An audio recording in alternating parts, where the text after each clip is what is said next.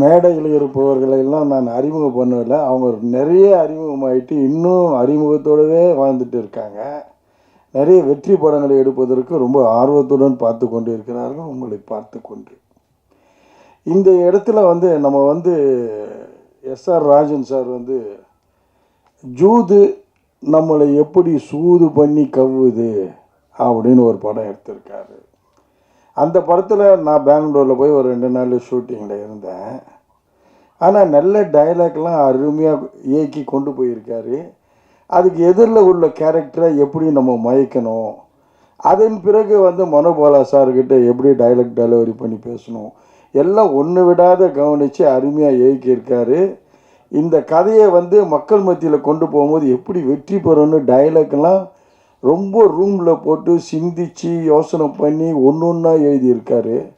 இந்த படம் வெற்றி பெறுறதுக்கு நான் வாழ்த்தி வணங்கி விழைகிறேன். நன்றி, வணக்கம்.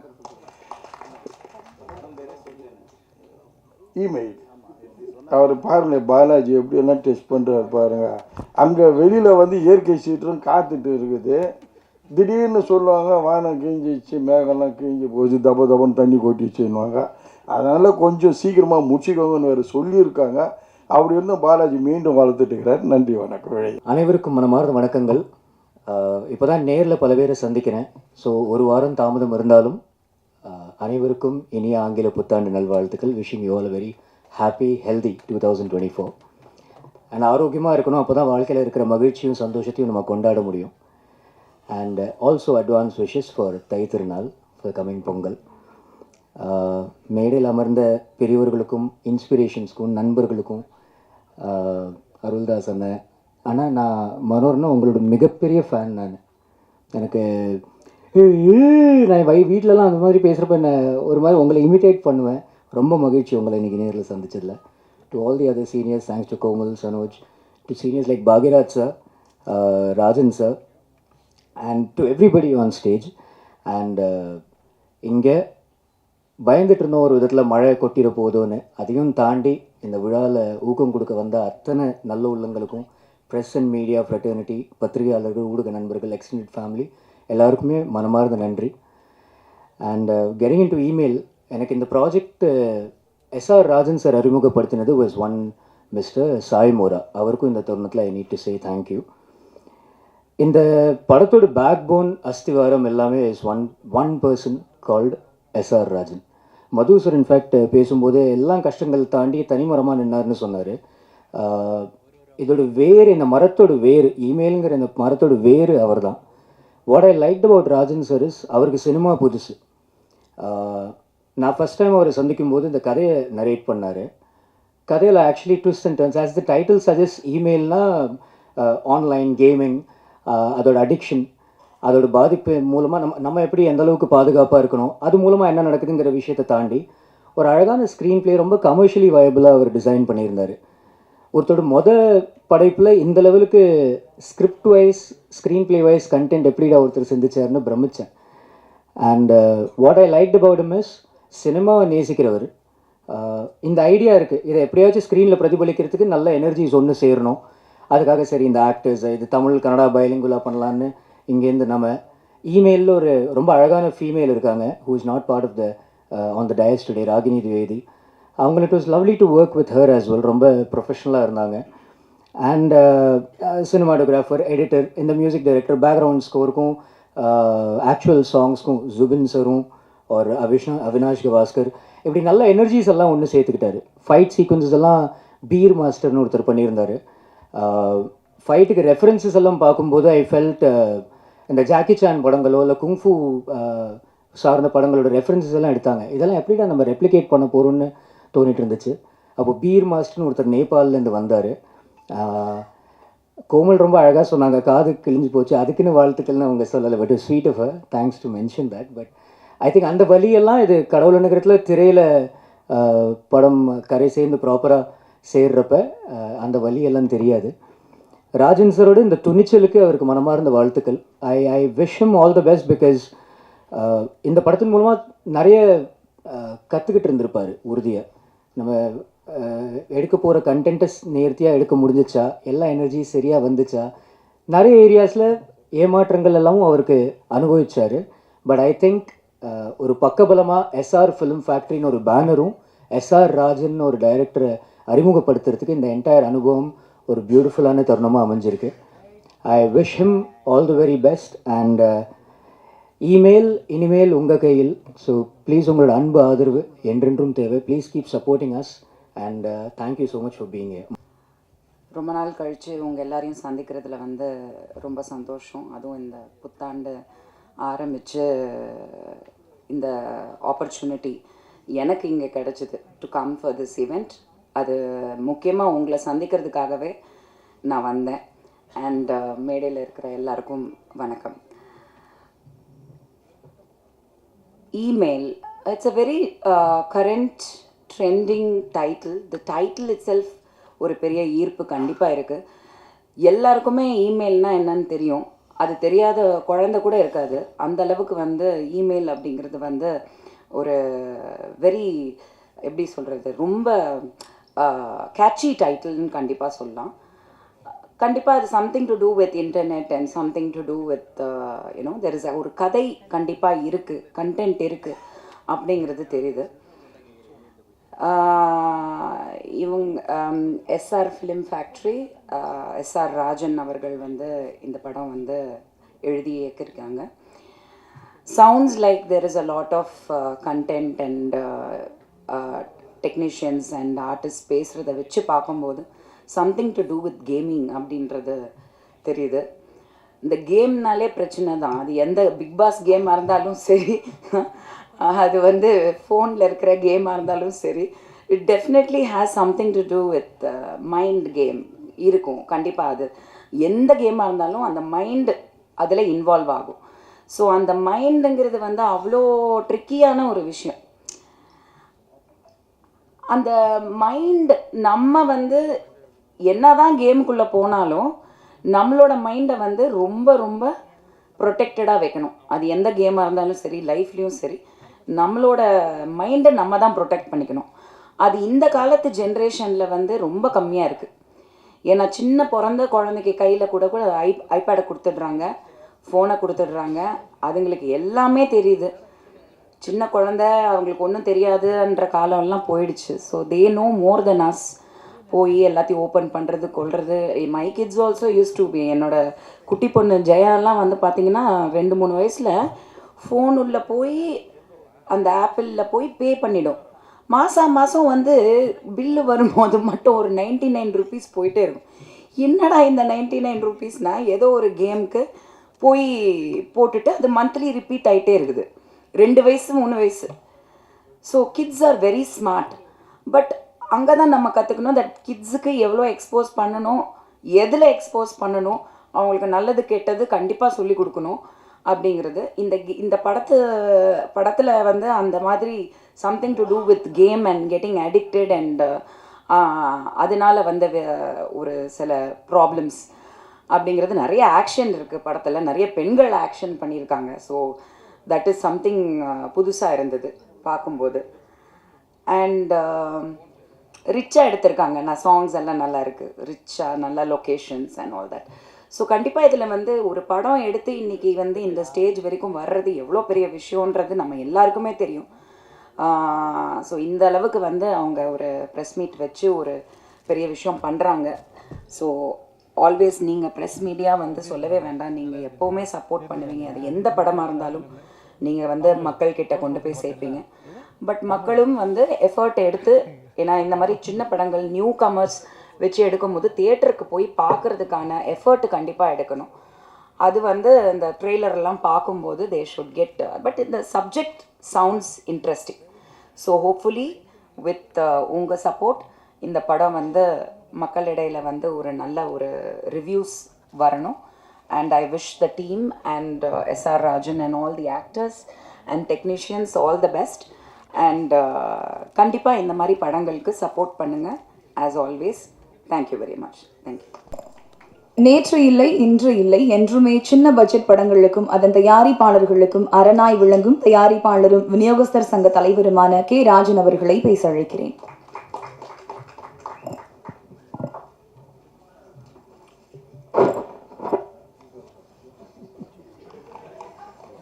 அவ்வளோதான் சொல்லுவியா? அவ்வளோதான் சொல்லுவியா? அன்பிற்கும் மரியாதைக்கும் உரிய எங்கள் அன்பிற்குரிய இயக்குனர், நடிகர், தயாரிப்பாளர், மிகச்சிறந்த திரைக்கதை வசனகர்த்தா, இந்தியாவிலேயே மிகப்பெரிய புகழ்பெற்ற கதாசிரியர், அருமை சகோதரர் கே பாக்யராஜ் அவர்களே, மற்றும் எஸ்ஆர் ஃபிலிம் ஃபேக்டரி மகிழ்ச்சியோடு நம்பிக்கையோடு தயாரித்திருக்கிற இமெயில் படத்தை வாழ்த்த வந்திருக்கிற வாழ்த்திய அன்பு சகோதரர்களே, லொல்லு வழக்கமாக லொல்லு பண்ணுறோம். இன்றைக்கி ரொம்ப அழகாக பேசிட்டு போய் லொல்லு இல்லாமல் உட்காந்துட்டார். தம்பி அசோக் கதாநாயகனாக நடிச்சிருக்காரு, சிறப்பாக நடிச்சிருக்காரு.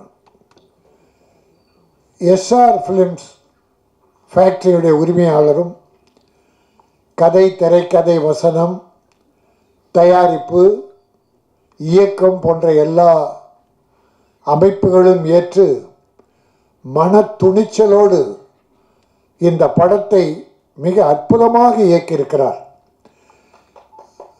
ஐயா பாக்யராஜ் அவர்களும் நானும் நிறைய படத்திற்கு வாழ்த்துவதற்காக அழைப்பார்கள்.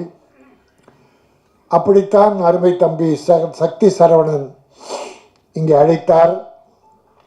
நான் எல்லா படம் போல தான் இருக்கோம். எல்லாமே பல நல்ல படங்கள் வந்திருக்கு, பண்ணியிருக்காங்க. ஒரு சில படங்கள் ஒரு மாதிரி இருக்கும். சரி, எல்லாத்தையும் ஒரே லெவல் பார்க்க முடியாது. ஆனால் இந்த படத்தை நான் சுமாராக நினச்சி தான் வந்தேன். ஆனால்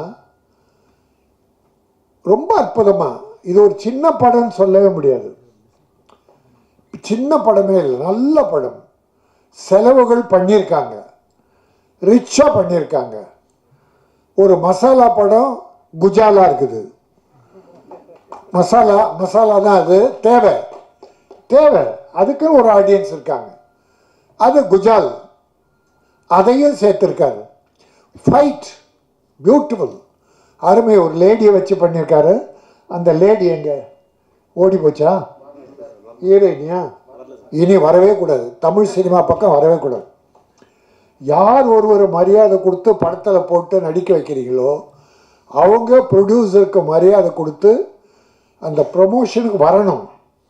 அந்த ப்ரொமோஷனுக்கு வர்றதே அவங்க ப்ரமோஷன் தான். அதுவும் நாங்கள் படம் எடுக்கிற காலத்திலேருந்து செலவு பண்ணி எல்லா தேவைகளையும் அளவுக்கு அதிகமாக பண்ணி அவங்கள ப்ரொமோட் பண்ணுறோம்.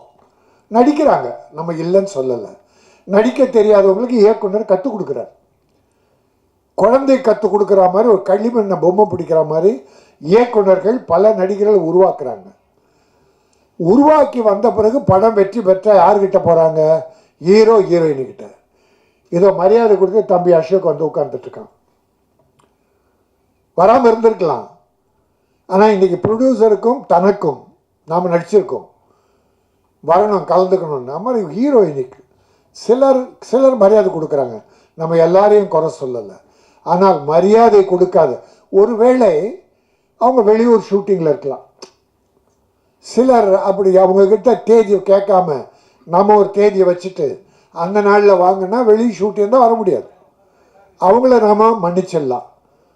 ஆனால் படத்தில் நடிச்சுட்டு நல்லா வீட்டில் கஞ்சியோ கூழோ, இங்கே வந்தால் ஹார்லிக்ஸ் போன்விட்டான்னு குடித்து உடம்ப கொஞ்சம் ஏற்றிக்கின்னு அடுத்த படத்துக்கு தயாராகிட்டு ப்ரமோஷனுக்கு வரலன்னா மிகப்பெரிய கஷ்டம். அது எவ்வளோ பெரிய நடிகராக இருந்தாலும் சரி இருந்தால். ஆனால் நம்ம அவங்கள கேட்டு வைக்கணும். நம்ம இஷ்டத்துக்கு வச்சுட்டு அவங்க வரலன்னா வருத்தப்படக்கூடாது, அவங்க மேலே குறை சொல்லக்கூடாது. நாம் அப்படிப்பட்ட ஆள் இல்லை. தவறு செய்கிறவங்க தான் கண்டிக்கிறோம், நல்லது செய்கிறவங்களாம் பாராட்டுறோம். தம்பியை ஒன்று சொன்னாங்க, படம் எடுத்து முடித்த பிறகு எல்லோரும் தனியாக விட்டு போயிட்டாங்க. இதான் சினிமா. அதுக்காக எல்லாரும் இல்லை, சில உயர் நண்பர்கள் இருக்காங்க, சில டெக்னீஷியன்ஸ், சில ஆர்டிஸ்ட், அந்த தயாரிப்பாளர் கூடவே கடைசி வரைக்கும் சிலர் தான். ஒரு 20% தான், 80% இருக்க மாட்டாங்க. உதாரணமாக ஒரு தாசில்தார் உங்களுக்கு ஒரு ஊரில் நீர்நிலை எப்படி இருக்குது, கிணறு இருக்குது, தண்ணி இருக்கா, பயிர் எப்படி இருக்குது, ஒரு கணக்கு கவர்மெண்ட்டு கொடுக்குறதுக்காக வர்றார். வந்து ஊரெல்லாம் பார்க்குறாரு, வளங்கள்லாம் குறிச்சிக்கிறாரு. கடைசியில் இந்த கிணத்தை எட்டி பார்த்து தண்ணி இருக்கான்னு பார்க்குறாரு. டப்புன்னு சரிக்கு விழுந்துடுறாரு உள்ள தாசில்தார். உள்ளே விழுந்த உடனே இருந்தாங்க 5-6 பேர் ஓடி வந்து ஒரு கயிறை தூக்கிட்டு வந்து அதில் போட்டு அவரை கயிறை பிடிச்சிட்டு அப்படியே தூக்கிக்கிட்டே இருக்காங்க. பாதி வந்துட்டார் தாசில்தார். பாதி வந்த உடனே அந்த கலெக்டர் ஆஃபீஸ் பியூன் ஓடி வர்றான். சார் சார் சார், புது தாசில்தார் வந்துட்டார் சாருன்றான். ஆஃபீஸுக்கு புது தாசில்தார் வந்துட்டாருன்னா இந்த தூக்கி பிடிச்சானுங்க பாரு கயிறை, பாதி வந்துட்டார் பாருங்க பழைய தாசில்தார், தப்புன்னு விட்டுட்டு புது தாசில்தார்கிட்ட ஓட்டானுங்க. ஆக பழைய தாசில்தார் க்ளோஸ். அப்படித்தான் நண்பர்கள், பாதியிலே கழுத்திருப்பவர்கள் இருக்கத்தான் செய்கிறார்கள். எல்லோரையும் நம்பாதீர்கள். தன்னம்பிக்கையோடு நம் காலில் நிற்க வேண்டும். கற்க கசடர கற்பவை கற்றவன் நிற்க அதற்கு தக காலே இருக்காது. கா வர கால் பக்கத்தில் கால் இருந்தால் கா, அந்த காவுக்கு கால் உண்டு. ஆனால் வள்ளுவ பெருந்தகை கற்க கசடர கற்பவை கற்றபின் நிற்க அதற்கு தர ஒரு காலம் இருக்கார். ஏனென்றால் தன் காலில் அவரவர்கள் நிற்க வேண்டும். அதுவும் சினிமாவில் நம்ம காலில் தான் நிற்கணும். உதவி செய்கிற நண்பர்கள் இருக்காங்க, அதுக்காக நம்ம இல்லைன்னு சொல்ல முடியாது. ஆகவே நீ சொன்னதால் இதுதான் சினிமா, இதிலேருந்து தப்பிச்சு வந்தவங்க தான் நம்ம பாக்யராஜ் சாருக்கு எவ்வளோ பேர் கை கொடுத்தான்னு நினைக்கிறீங்க? கடுமையான உழைப்பு, அவ்வளோ பெரிய அறிவுத்திறனை வைத்துக்கொண்டு அவர் பட்ட பாடு இளமையில் ஏராளம். ஆகவே இந்த படம் என்ன கஷ்டப்பட்டீங்களோ அதெல்லாம் தெரியாது எனக்கு. படம் சூப்பர். படம் ஒரு பானை சோற்றுக்கு ஒரு சோறு பதம்பாங்க. அது 2 பருக்கி எடுத்து நசுக்கி பார்க்குறாங்க. நல்லா வந்திருந்தா பானை வந்துட்டு, நான் நசுக்கி மட்டும் பார்க்கல, அதை வாயில் போட்டு ருசிச்சு பார்த்தேன். நல்லா இருந்தது. சாங் நல்லா இருந்தது, ஃபைட்டு நல்லா இருந்தது, கேமரா நல்லா இருந்தது, எடிட்டிங் நல்லா இருந்தது. நீங்கள் எடுத்த ஒவ்வொரு வீடு இடம்லாம் ரிச்சாக இருந்தது, அழகாக, எந்த குறையுமே இல்லை. அதனால் இது ஒரு வெற்றி படம். சின்ன படங்கள் வெற்றி பெற்றிருக்கான்னா வெற்றி பெற்றிருக்கு. சமீப காலமாக இந்த ஓராண்டு 2 ஆண்டில் சின்ன சின்ன படங்கள்லாம் பெரிய படம் ஆயிடுச்சு. பல பெரிய படங்கள் சின்ன படமாக போயிடுச்சு. 50 கோடி 100 கோடியில் தயாரிச்செல்லாம் சின்ன படமாக போயிடுச்சு. 5 கோடி 10 கோடி எல்லாம் பெரிய படமாயிடுச்சு. டாடா, இருகப்பற்று, குட் நைட், இப்படி போர்த்தொழில், இப்படி பல படங்கள் வெற்றி பெற்றிருக்கு. அதனால் இந்த படம் நிச்சயம் வெற்றி பெறும் நம்பி நீங்கள் ஒரு நல்ல இயக்குனராக வருவீங்க. என்னுடைய வாழ்த்துக்களை சொல்கிறதோட நான் முக்கியமான கடமை தமிழ் திரை உலகின் சார்பில் எங்கள் பாக்யராஜ் அவர்கள் உள்பட நல்ல காரியம் எதுவானாலும் நாங்கள் வரவேற்போம், யார் செய்தாலும் வரவேற்போம். இன்றைக்கு நம்முடைய தமிழக அரசு, மாண்புமிகு தமிழக முதல்வர் அவர்கள் முந்தா நாள் ரேஸ் கோர்ஸ் மைதானத்தில் தமிழ் திரைப்பட தயாரிப்பாளர் சங்கம், இயக்குநர்கள் சங்கம், நடிகர்கள் சங்கம் உள்ளிட்ட அத்தனை சங்கங்களும் தமிழ் திரையுலகமே சேர்ந்து முத்தமிழறிஞர் டாக்டர் கலைஞர் அவர்கள் தமிழ் திரையுலகுக்கு செய்த பல நல்ல காரியங்களுக்காகவும் அவருடைய 100ஆண்டு விழாவினை அங்கே மிகச்சிறப்பாக எல்லாரும் சேர்ந்து யாரும் மாறுபாடு இல்லாமல் கொண்டாடணும். அதற்கு மாண்புக்கு தமிழக முதல்வர் அவர்கள் தலைமையேற்று வந்திருந்தாங்க. அவர் 2.5 வருஷம் ஆச்சு முதலமைச்சராகி. தமிழ் சினிமா நிகழ்ச்சியில் எதிலுமே கலந்துக்கல. ஆனால் முதல் நிகழ்ச்சியாக முந்தாள் கலந்துக்கிட்டு ஒரு அற்புதமான செய்தியை, தமிழ் திரையுலகுக்கு தேவையான செய்தியை, இதுவரை அது இல்லாமல் நம் சிறுபட தயாரிப்பாளர்கள் எல்லோரும் பட்ட கஷ்டம் ஏராளம். ஒரு வீடு போய் ஷூட் பண்ணனா 15,000 50,000 100 ரூபா 1 லட்சம் கேட்குறான் சார் ஒரு நாள் ஷூட்டிங்க்கு. தெருவில் ஷூட் பண்ணலான்னு பெர்மிஷன் வாங்கி பண்ணால் போலீஸ் லஞ்சம் கேட்குறான் சார். தலைமைச் செயலகத்தில் பர்மிஷன் வாங்கி ஊட்டியில் போனால் அங்கே இருக்கிற அதிகாரிகள் போலீஸ் லஞ்சம் கேட்குறான். சின்ன படம் எடுக்கவே முடியல. பெரிய படம் தயாரிப்பாளர்கள் கோடி கோடியாக இருக்குது, என்னமோ சரி. சின்ன படம் எடுக்கவே முடியல. எடுத்து வந்தாலும் ரிலீஸ் பண்ணுறது கஷ்டம், ஃபைனான்ஸ் கொடுக்கல. ஆனால் மாண்புமிகு தமிழக முதல்வர் அவர்கள் மிக அற்புதமான ஒரு திட்டத்தினை அறிவித்து, ஒரு பால் சினிமா உலகம் வர எல்லாத்திலேயே எல்லோர் வயிற்றிலும் பால் ஊற்றியிருக்கிறார்கள்.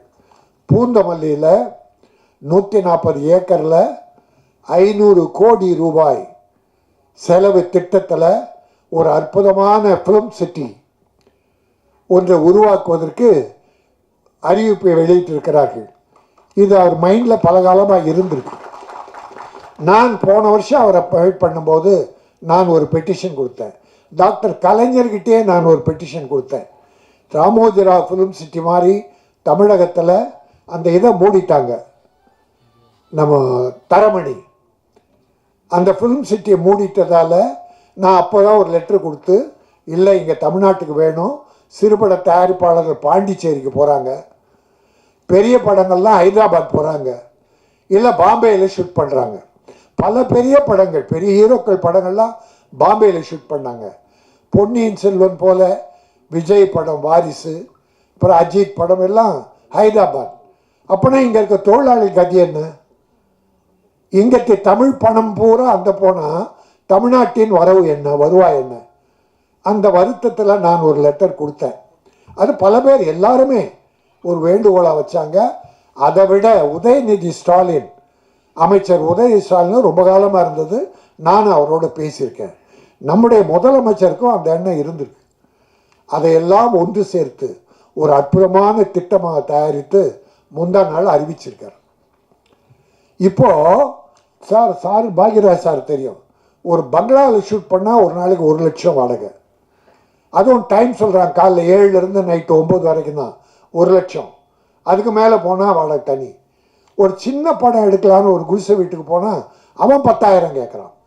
இப்படி செலவினங்கள் ஏராளமாக போயிடுது. ஆகவே தமிழக முதல்வர் அவர்கள் இப்பொழுது அறிவித்திருக்கிற இந்த அற்புதமான திட்டத்தை தமிழ் திரைப்பட தயாரிப்பாளர்கள் அத்தனை பேரும் வரவேற்கிறோம். சிறு முதலீட்டு பட தயாரிப்பாளர்கள் மனமாற வரவேற்கிறோம். மிகப்பெரிய செலவு 40% குறையும். படம் தயாரிக்கிறதுல இப்போ தயாரிக்கிறதுல 40% குறையும். அப்புறம் ஈஸியாக பூந்தமல்லி போயிட்டு அழகாக எடுத்துகிட்டு வந்துடலாம். அது மட்டும் இல்லை, உங்களுக்கு நான் தமிழக முதல்வரை அவங்க திட்டம் போடுறாங்க, அதுக்கு ஒரு குழு அமைச்சிருக்காங்க.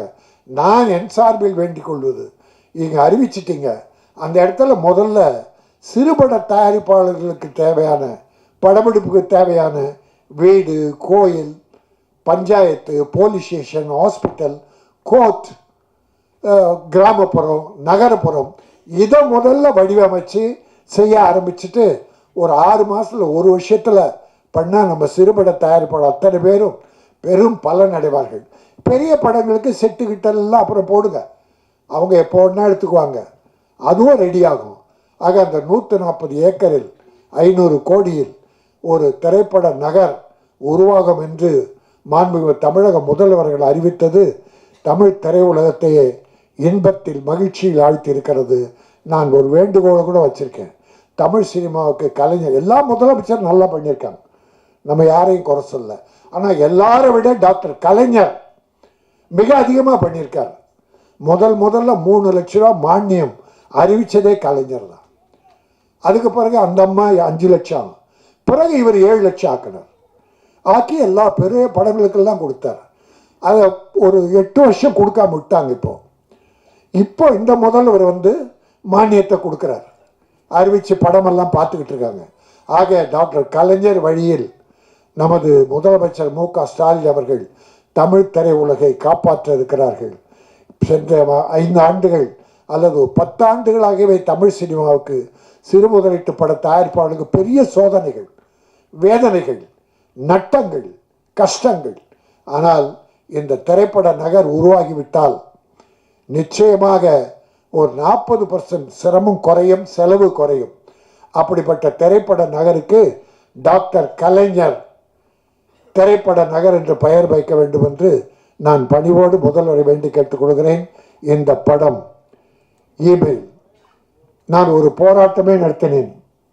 ஆன்லைன் எத்தனை குடும்பங்கள் அழிந்து விட்டது, எத்தனை அடிக்ட் ஆயிடுறாங்க. ராத்திரி பகல் மாணவர்கள், எத்தனை மாணவர்கள் இழந்தோம்.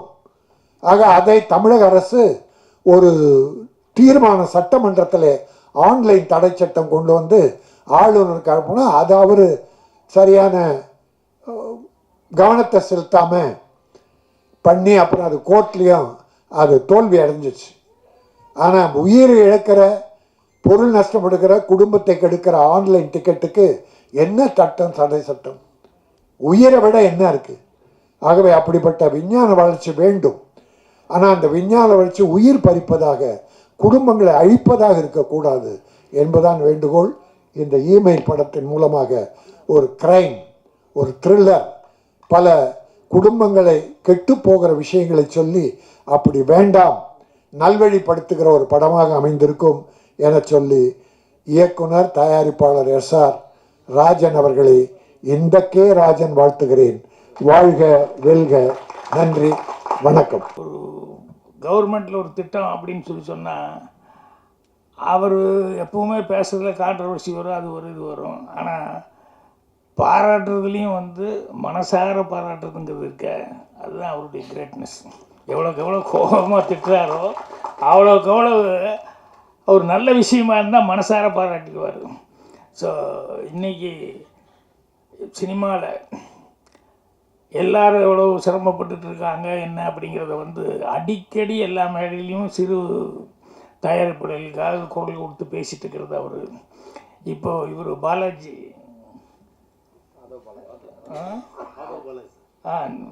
அவர் பேசும்போது கூட ரொம்ப குறைப்பட்டு சொல்லிகிட்டு இருந்தார், என்னென்ன சிறு படங்கள் எடுக்க முடியல அப்படிங்கிறது.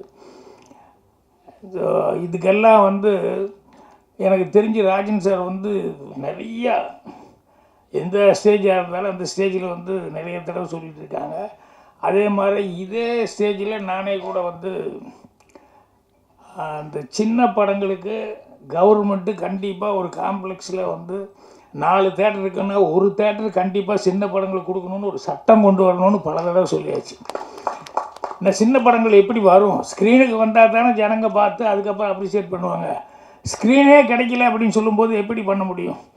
ஸோ அதனால் கவர்மெண்ட் நினச்சது அப்படின்னு சொன்னோம்னா, இப்போ எப்படி இந்த ஸ்கீம் கொண்டு வந்திருக்காங்க, 500 கோடியில் ஒரு சினிமா சீரழிஞ்சிடக்கூடாது, சினிமாவுக்கு ஏதாவது ஒரு நல்ல விதமாக உதவி பண்ணணும்னு சொல்லிட்டு அந்த மாதிரி கவர்மெண்ட் இதையும் இப்படி தேட்டரில் ஒரு தேட்டராவது ஒரு சின்ன படத்தை கொடுக்கணுங்கிற மாதிரி ஒரு சட்டம் வந்தது அப்படின்னா, சிறு முதலீட்டாளர் படங்களுக்கு எல்லாருமே ஒரு காலத்தில் சின்ன படத்தில் புதுசாக அறிமுகமாகிற மாதிரி தான் எல்லாமே இருந்தாங்க. ஸோ அதுக்கப்புறம் தான் ஒவ்வொருத்தரும் பெருசாக வளர்ந்துருக்காங்க. அதனால் அவங்களுக்கு இன்றைக்கி அவர் வந்தோடனே ராஜன் சார் ரொம்ப வருத்தமாக அதுதான் சொன்னார், ஒரு 5 பேர் தான், அதை தவிர்த்து வேறு படங்கள் ஒன்றுமே இன்றைக்கி ஓடுற மாதிரி இல்லை, அப்படி ரொம்ப கஷ்டமாக இருக்குது அப்படிங்கிற மாதிரி ரொம்ப ஃபீல் பண்ணி சொல்லிட்டு இருந்தார். ஸோ அதுதான் அவர் பேசும்போதும் மனம் விட்டு பேசி அதுக்கப்புறம் கவர்மெண்ட்டையும் அப்ரிஷியேட் பண்ணார். இப்போ படத்து இமெயில் நம்ம அசோக் ரொம்ப கொடுத்து வச்சவர். அவர் ரொம்ப அதிர்ஷ்டசாலி. ஏன்னா படம் பார்க்கும்போது பாட்டு மற்ற இடங்கள்லாம் கண்கொள்ளா காட்சின்னு சொல்லுவாங்க பாட்டு. அது டைரக்டர் படத்தில் பார்த்தோன்னையுமே கண்கொள்ளா காட்சியாக இருந்தது. அது அவர் பாட்டிலெல்லாம் நடிக்கும்போது அவருக்கு நேரில் நம்ம தான் ஸ்க்ரீனில் தான் பார்க்குறோம், அதில் ஒரு டேக் ஓகே டேக் தான் மாறும். ஆனால் அவர் அசோக் அப்படி இல்லையே, எல்லா டேக்கும் தப்பாக கவுண்ட் பண்ணி சூரலாசித்தங்களை சொன்னேன், தப்பாக செஞ்சால் ஒரு 5-6 டேக்கு 5-6 தடவை கட்டி பிடிக்கலான்னு. அந்த மாதிரி பாடல்களெல்லாம் எப்படி இருந்ததுன்னு தெரியல.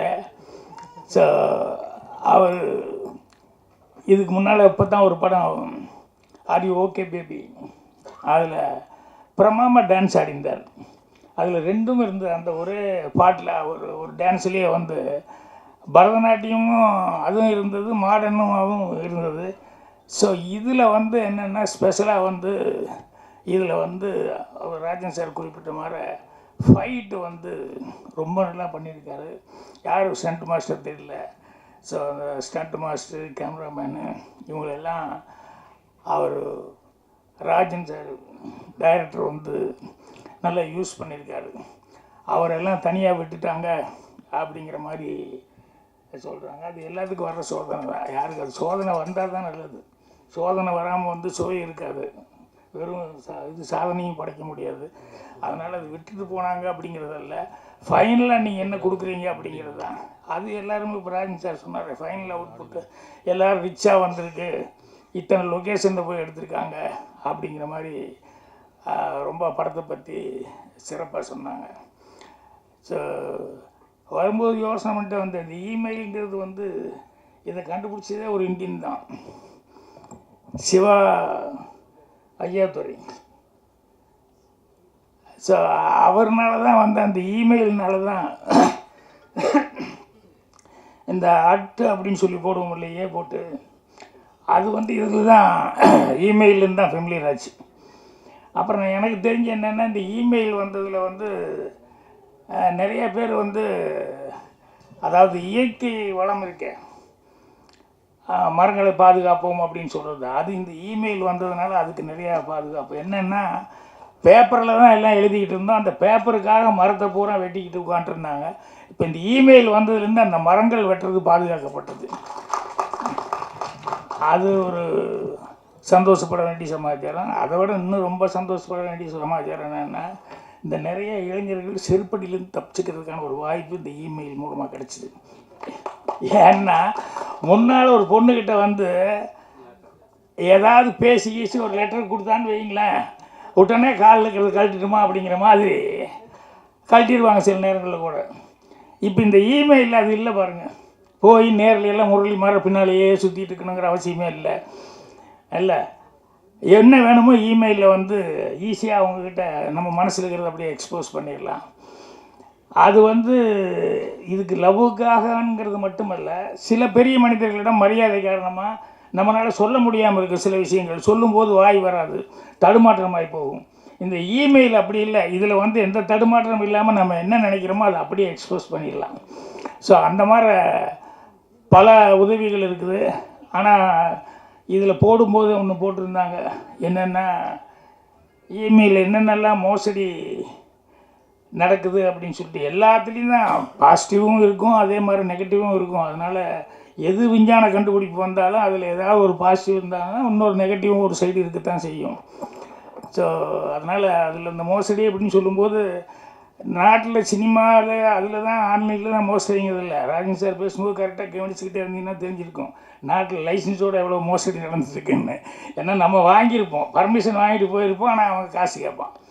இந்த ஊட்டி வரைக்கும் இங்கேருந்து போயிருப்போம், எல்லோரும் போனதுக்கப்புறம் அங்கே ஒரு இது வச்சுருக்கான், அங்கே ஒரு தனி யூனியன் ஒன்று வச்சுக்கிட்டு இங்கே தான் கார் எடுக்கணும். இதெல்லாம் வந்து எத்தனை கஷ்டங்களை வந்து தயாரிப்பாளர்கள் சந்திக்கிறது.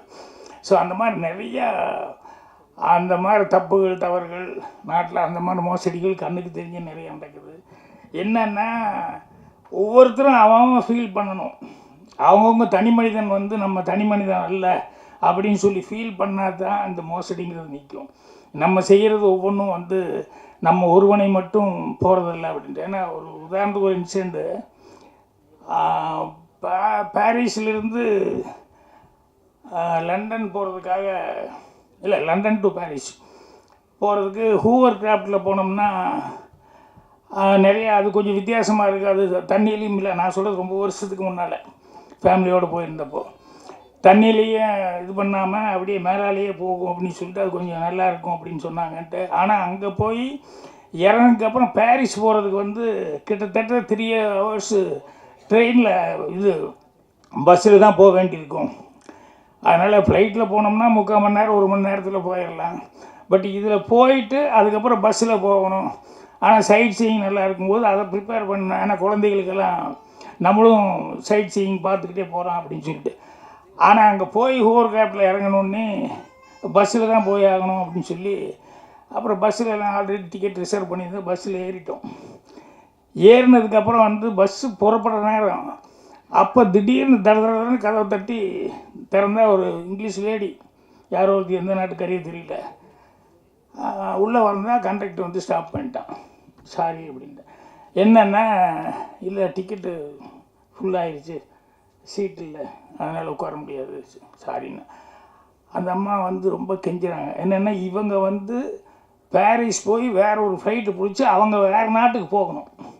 ஸோ அந்த ஃப்ளைட்டை மிஸ் பண்ணிட்டாங்கன்னு சொன்னோம்னா அதுக்கப்புறம் 1 நாளோ 2 நாளோ 3 நாளோ அவங்க இங்கே தங்கி அதுக்கப்புறம் அடுத்த ஃப்ளைட்டு பிடிக்கிறதுங்கிறது பெரிய கஷ்டமான ஒரு சமாச்சாரம்.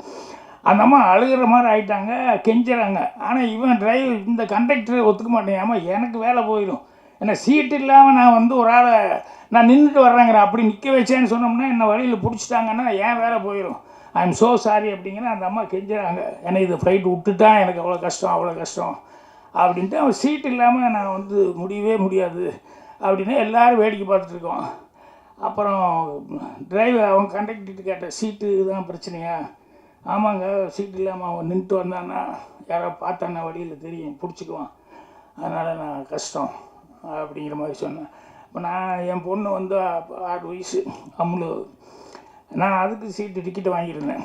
நான் சொன்னேன் என் பொண்ணை கூப்பிட்டு என் மடியில் உட்கார வச்சுக்கிட்டு அவங்க இந்த சீட்டில் உட்கார வச்சுட்டு டிக்கெட் போட்டு கொடுத்துரு அப்படின்னு. அவன் 3.5 hours 4 hours சார் டிக்கெட் எடுத்திருக்கீங்க, மடியிலே உட்கார வச்சு, என் பொண்ணு என் மடியில் உட்கார வைக்கிறது என்ன எனக்கு கஷ்டமாக, பரவாயில்ல விடு அப்படின்னு சொல்லிட்டு அதுக்கப்புறமா வந்து உடனே சரின்னு சொல்லி அவங்க அழுகிறத பார்த்து ரொம்ப கஷ்டமாக இருக்குன்னு அப்புறம் அவனும் வந்து டிக்கெட்டுக்கு வாங்கிட்டு உட்கார வச்சுட்டான். என்ன எதுக்கு சொல்ல வரேன்னா, இது எல்லாருமே பார்த்துட்டு இருந்தாங்க.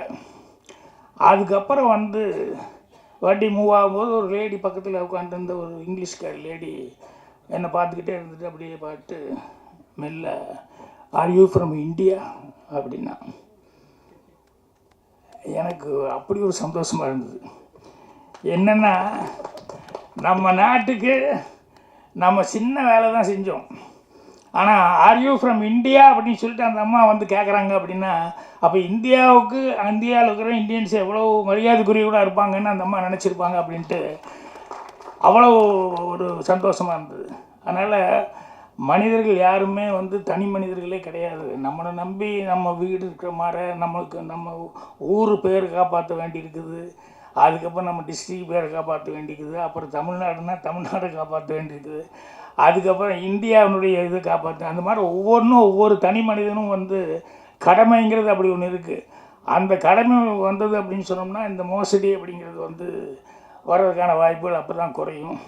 இந்த படத்தை பொறுத்த வரைக்கும் இவ்வளவு தூரம் ஸ்டெயின் பண்ணி அவரே தயாரிப்பாளராக இருந்திருக்காரு.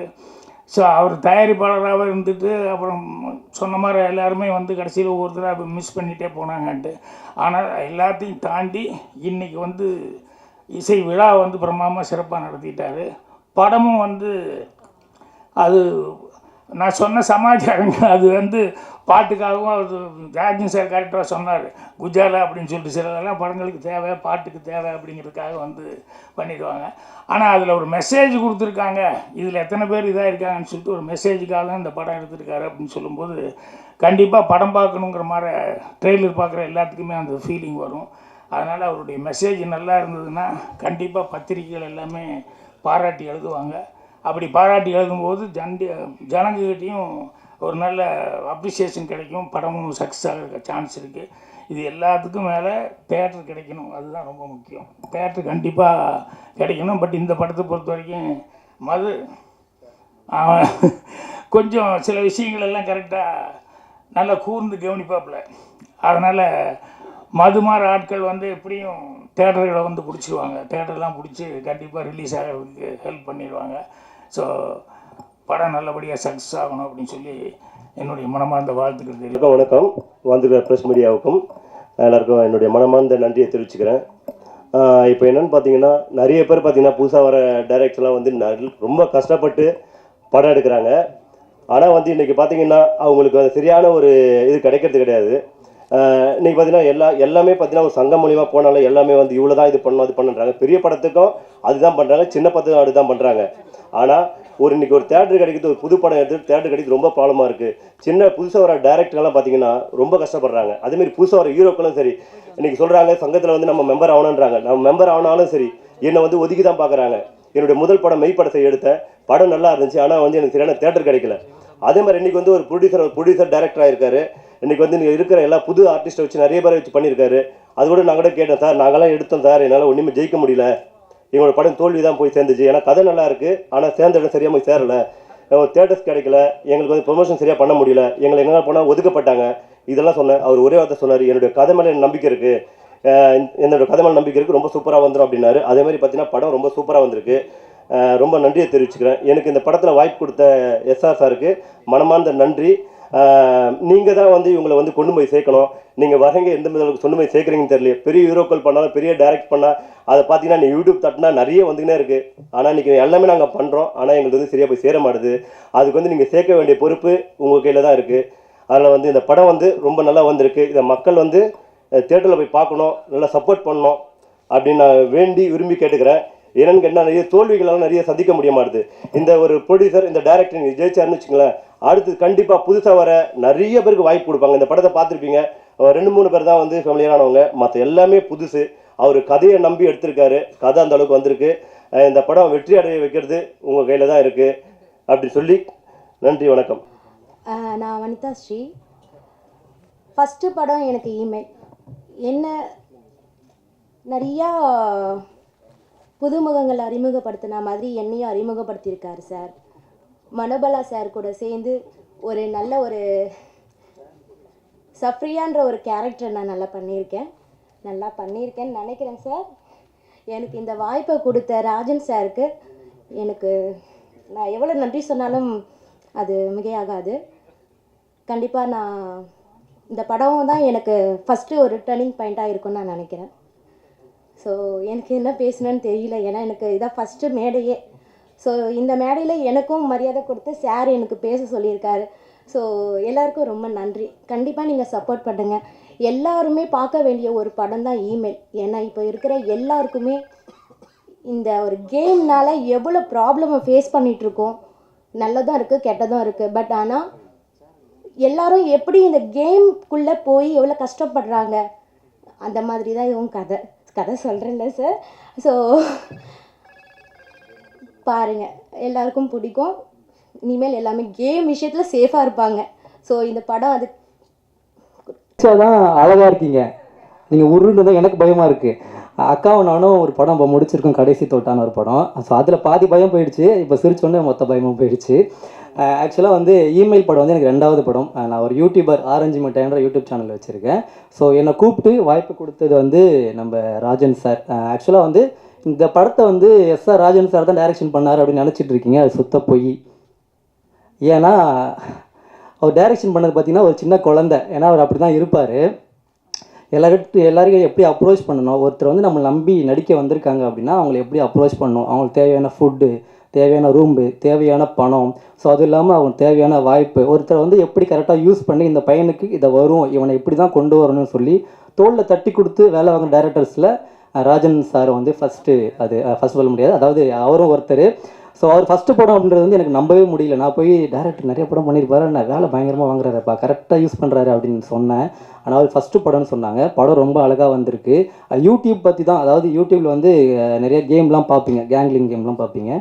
ஸோ அது மூலிமா வந்து மாட்டினா என்ன பிரச்சனை வரும் அப்படின்றது தான். அது ஒரு யூடியூபராக நான் அந்த படத்தில் நடிச்சிருக்கிறது வந்து எனக்கு ரொம்ப பெருமையாக இருக்குது. நான் ஒரு காமெடி கேரக்டர் பண்ணியிருக்கேன். வாய்ப்பு கொடுத்த ராஜன் சாருக்கு வந்து மிக்க நன்றி சொன்னால் பத்தாது. தொடர்ந்து ஆனால் நீங்கள் சம்பளமே கொடுக்காட்டியும் பரவாயில்ல, உங்கள் ப்ரொடக்ஷனில் கண்டிப்பாக நான் நடிக்கணும். ஏன்னா உங்கள் மனசுக்காகவே நடிக்கணும். இந்த படத்தில் வந்து உங்கள் மனசுக்காகவே இந்த படம் பெரிய ஹிட் ஆகும். ஏன்னா படம் நல்லா வந்திருக்கு. அதை தாண்டி ஒரு நல்ல மனுஷன் வந்து இதில் வந்து எடுத்திருக்காரு. எல்லாருமே ரொம்ப நல்லா பார்த்துப்பாரு. வீட்டுக்கு போய் சேர்ந்துட்டியான்ற வரைக்கும் சின்ன நடிகர் பெரிய நடிகர் அதெல்லாம் இல்லாமல் எனக்கு முதல் வந்து ஃபஸ்ட்டு கேரவானில் ஏற்றி அழகு பார்த்த ஆளுன்னு சொல்லலாம். நான் ஃபஸ்ட்டு வந்து சேரில் உட்காந்துருந்தேன். ஏன்டா சேரில் உட்காந்துருக்கு அப்படின்னா, இல்லை நான் பெரிய ஆர்டிஸ்ட்லாம் இருக்காங்க, நம்ம அசோக் அண்ணா இருக்கார், முருகா அசோக் அண்ணா இருக்கார், எனக்கு கொஞ்சம் பயமாக இருக்குது அப்படின்னா, அதெல்லாம் ஒன்றும் இல்லைடா, எல்லோரும் நமக்கு ஒன்று தான் உட்காருங்க அப்படின்னு சொன்னார். அசோக் அண்ணை பற்றி சொல்லணும் அப்படின்னா ரொம்ப ஹம்பிள். அவரை பார்த்தீங்கன்னா அவரும் இன்னொரு குழந்தை தான், பார்த்தீங்க சிரிச்சிங்கன்னா குழந்தை மாதிரியே இருப்பார். ரொம்ப அழகாக வந்து தட்டி கொடுத்து பார்த்தோன்னே ஃப்ரெண்ட்ஷிப் ஆகிட்டார் ரொம்பவே. அண்ணா உங்கள் கூடயும் நிறைய படங்கள் நான் சேர்ந்து ஒர்க் பண்ணோம். அக்கா வனிதாக்கா உங்கள் கூடயும் சேர்ந்து நிறைய படம் ஒர்க் பண்ணுங்கக்கா, கொஞ்சம் ரெஃபர் பண்ணுங்கள். ஆதோ பாலாஜி அண்ணன் நீங்களும் வந்து ரொம்ப ஹம்பிளாக என்னை வந்து எப்படி கொண்டு போன தம்பி, சின்ன சின்ன படங்கள் பண்ணுற, பார்த்து பண்ணு, பெரிய படமாக இருந்தாலும் பார்த்து பண்ணு, கதைக்குள்ளே நீ இருக்கியாண்டா ட்ராவல் பண்ணு அப்படின்றத வந்து அப்ரோச் பண்ணி சொன்னேன். ஏன்னா நிறையா ப்ராஜெக்ட் வருது. ஸோ அதில் வந்து எனக்கான இம்பாக்ட் என்ன இருக்குது அப்படின்றதான் பார்த்து பண்ணிகிட்டு இருக்கேன். இமெயில் படம் பெரிய சக்ஸஸ் ஆகும். சோசியல் மீடியா நண்பர்கள் நிறைய பேர் இருக்கீங்க, நானும் உங்களில் ஒருத்தர் தான். என்னை வந்து இந்த மேடையில் ஏற்றி அழகு பார்த்த ஒரு மனுஷன். ஸோ அவரோட உழைப்புக்கும் அவரோட மனசுக்கும் இந்த படம் பெரிய ஹிட் ஆகணும். வாய்ப்பு கொடுத்தவர்களுக்கு நன்றி.